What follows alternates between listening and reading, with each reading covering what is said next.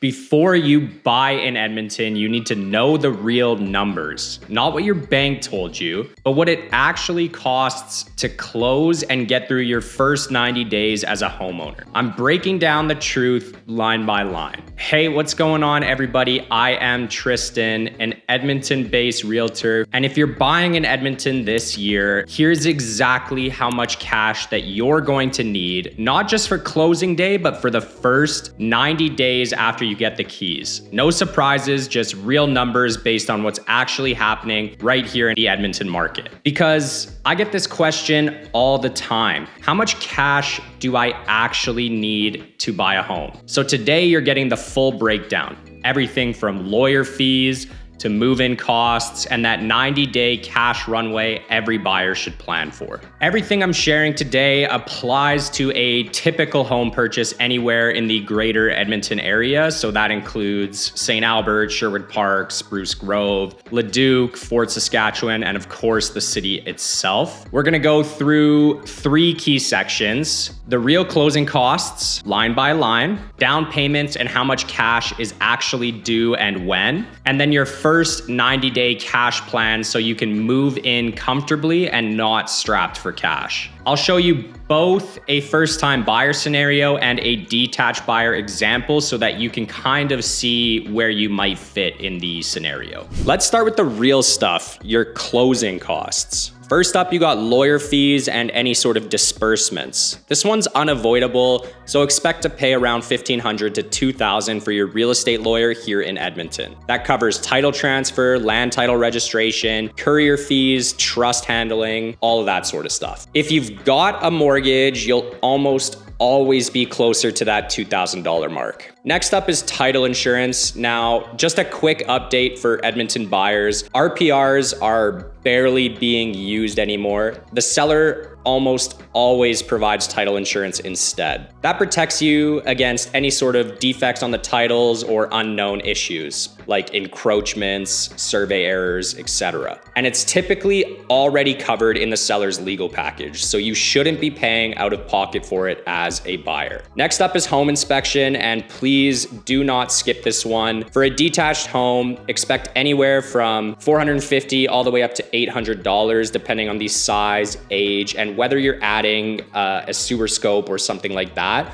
which is absolutely worth doing in older neighborhoods that have mature trees that are very close to the property line. You just want to double check and make sure that none of those tree roots have entered into the old clay sewer system. If you're buying a condo, home inspections are usually a little bit cheaper. I would probably budget around $350 to $500 depending on size, but always make sure you're hiring someone that is thorough. Next up, we have appraisal costs if required by your lender. So if your lender does request one, plan for about $350 to $500. Some insured mortgages don't need them, but conventional ones might. Next up is any sort of adjustments, taxes, condo fees, HOA fees. You may need to reimburse the seller for any prepaid taxes or fees. Plan for around $300 to $800 depending on when you take possession. Then we have home insurance. This one's a little bit higher in Edmonton right now. The average home insurance premium here is about $1,700 per year, or roughly $140 to $150 per month. Your lender is going to need that confirmed before funding your mortgage for sure. And finally, we got the condo doc review. If you are buying a condo, budget around $250 to $450 for a professional review. Now, obviously this one's a bit of a boring expense, but it's extremely smart as a condo buyer. It protects you from surprise special assessments or underfunded reserve funds. So all in, you're realistically looking to spend about $2,500 to $5,000 in total for closing costs. Now, let's talk about your down payment, because this is where most buyers focus first. list, and it's also where a lot of confusion happens. In Canada, your minimum down payment depends on the price of the home. Anything $500,000 or less requires at least 5% down. So if you're buying a $350,000 condo or townhouse here in Edmonton, that's about $17,500. Once you go above that $500,000 mark, say you're buying a $600,000 home, the rules change slightly. You'll pay 5% on the first $500,000, which is $25,000, and then 10% on the remaining $100,000, which adds another $10,000. So your total minimum down payment would be $35,000. If you're able to put down 20% or more, you're going to avoid mortgage default insurance altogether. And that's what people mean when they say a conventional mortgage. On a $600,000 home, that would be a full $120,000 down, which is definitely a bigger upfront cost, but it saves you thousands of dollars over time and gives you a lower monthly payment. Now, here's where buyers often get tripped up. The deposit versus the down payment. When your offer is accepted, you'll likely pay a deposit between $5,000 and $10,000 within a couple of business days. Now, that money does go towards your down payment later on. It's not extra. And then just before possession, your lawyer collects the rest of your down payment and any sort of closing costs to finalize the purchase. So if you're buying that $450,000 home with 10% down, you'll have likely paid a $10,000 deposit when your offer was accepted, and that remaining $35,000 plus roughly $4,000 to $5,000 in closing costs when you meet with your lawyer. One last quick tip, make sure that your funds are traceable and ready to go. Lenders like to see that your down payment money has been in your account for at least 90 days, or that any gifted funds come with a signed letter confirming it doesn't need to be repaid. If you're using your RRSPs under the home buyer's plan ahead because that withdrawal process takes a bit of time to clear. The main takeaway, your down payment isn't just one big payment.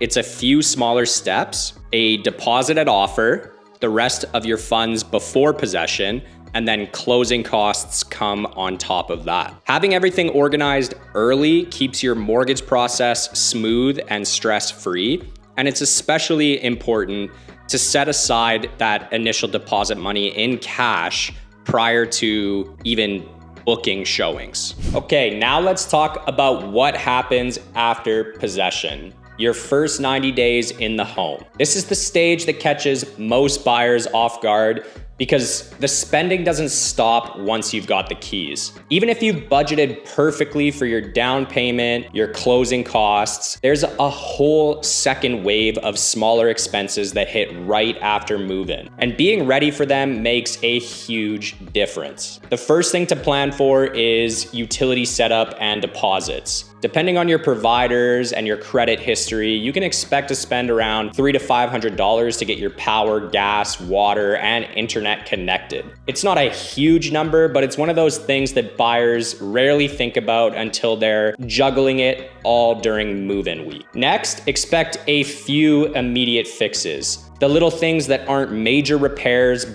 but still need attention. You'll probably want to change the locks, maybe replace the smoke detectors, patch a wall, or swap out a leaky faucet. So here I would budget around $300 to $700 for those quick fixes, especially in resale homes where wear and tear can really add up. Moving costs can also vary whether you're renting a truck and doing it yourself or hiring movers and cleaners. Expect to spend anywhere from $400 to $1,000. And remember, if you're moving between rentals or possession dates don't line up perfectly, there could be temporary storage or hotel expenses as well. And it's always better to have a little cushion for that. Finally, build in a renovation or a maintenance buffer, especially if you're buying an older property. I usually suggest setting aside 1% to 2% of the purchase price price. So on a $450,000 home, that's about $4,500 to $9,000. And even if you don't use it right away, that money gives you peace of mind for things like furnace tune-ups, replacing a hot water tank, or tackling a small project after move-in. Altogether, your first 90-day cash plan will likely fall between $2,000 and $10,000, depending on the home's age and how turnkey it really is. Having that set aside means you won't get caught off guard or forced to put last-minute expenses on your credit card. The truth is, your first few months of home ownership should feel exciting and not stressful, and this little bit of upfront planning is what makes that possible. Let's make all of this feel a bit more real with a couple different examples. One for a first-time home buyer and one for a move-up buyer. These are the kinds of situations that I see all the time here in Edmonton, and they'll help you figure out roughly where you fit. Let's start with profile A, a first-time buyer picking up a condo or a townhome around $350,000 with a minimum 5% down payment. You're looking at $17,500 up front, add roughly $3,000 in closing costs for your lawyer, inspection, and insurance setup, plus around $2,500 for your first 90 days. Things like utility deposits, move-in costs, and small home essentials. Altogether, you're sitting at about $23,000 total that you'll need between the time you write your offer and the day you get your keys. For most first-time buyers, that's a realistic number to have saved, not just for the purchase, but to move in comfortably without draining every single dollar. This also assumes that you're keeping some emergency cash on the side, which is something I always recommend. The first 90 days of homeownership can be unpredictable. Maybe a light fixture needs replacing or your furnace needs a quick tune-up. That little buffer makes the whole process far less stressful. Now let's look at profile B, someone buying a detached home around $600,000, maybe a young family upsizing or a buyer moving from a condo into their first house. If you're putting down 20%, that's $120,000 for the down payment. Closing costs will typically land closer to $4,500 since detached homes tend to need a full inspection, and then there are often small adjustments for your taxes or utilities. Then you'll want to budget another $6,000 or so for your first 90 days. Things like new locks, maybe new window coverings, movers, and maybe a few minor updates or repairs. So for this buyer, you're looking at about $130,500 total from start to finish. It's a larger number, of course, but remember, this buyer is avoiding CMHC mortgage insurance entirely, which means lower monthly payments and long-term savings. The point of showing you these two examples isn't just to throw numbers at you, it's to help you visualize where your comfort zone sits. Maybe you're not quite ready for a detached home yet, and that's totally fine. What matters is understanding your full cash requirement before you start shopping. Because when you know your real number, you can shop with confidence instead of stress. And that's what I want for every single client that I work with. Let's wrap this up with the biggest mistakes that I see buyers make, because avoiding these are gonna save you a lot of stress and money. The first one is forgetting about those adjustments. Things like prepaid property taxes, condo fees, and HOA dues are often handled by your lawyer, but they can still add a few $100s to your final bill. It's not huge, but it's an easy one to overlook when you're already tight on funds. The next is underestimating legal costs. Even though sellers usually provide title insurance here in Edmonton, your lawyer still has disbursements, document registration, courier fees, trust handling, etc.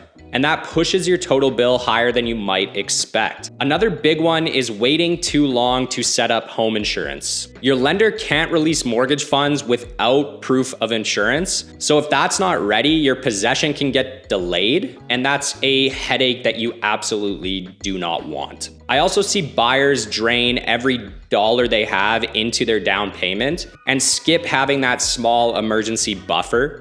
Even $2,000 tucked away makes a huge difference when something inevitably comes up. A broken appliance, a plumbing issue, or just the cost of settling it. And finally, Ignoring those first 90 days of expenses, things like setting up the utilities, buying small essentials, or taking care of minor fixes, they add up fast. So planning for those early costs turns your whole experience from stressful to smooth. The goal here isn't to scare you, it's just to prepare you. When you plan for these things ahead of time, nothing really catches you off guard, and you actually get to enjoy the moment when you pick up your keys. If this video helped you out, hit that like button and subscribe for some more Edmonton real estate breakdowns, and check out my next video. How much house can you actually afford in Edmonton, which is gonna be linked right here. That's all for this video. I am Tristan, your calm, data-driven Edmonton realtor. Thank you for watching, and I will see you in the next one.